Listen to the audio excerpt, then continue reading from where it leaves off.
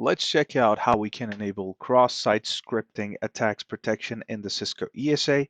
So you go to the CLI and run the command admin access config, hit enter, and here you have the value of XSS, which says configure cross-site scripting attack protection. If I run the XSS command or the subcommand, hit enter, it says cross-site script. It basically explains what cross-site scripting attack is. It's used to protect against unwanted scripts and protect against malicious script execution. And for best security, it's recommended you enable it. And at the moment, it is enabled for me. And here at the end, it tells you, would you like to enable cross-site scripting attack protection? Logging out and re-logging will be required. So if I go ahead, it's actually already enabled for me. If I disable it, for example, now I hit N, hit enter, that's it. If I check it now, XSS, hit enter, it says it's currently disabled.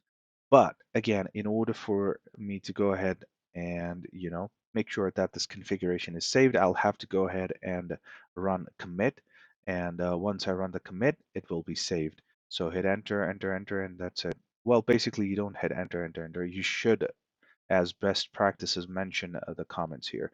So if I go back to admin access config, XSS, go ahead and enable it. So I'll say yes, and that's it.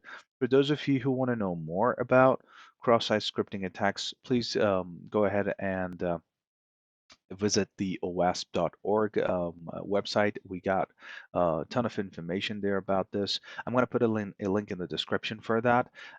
And if you find this video useful, please go ahead and consider subscribing to the channel, liking the video, and sharing it with others as well. Thank you so much. Have a great day ahead. Goodbye.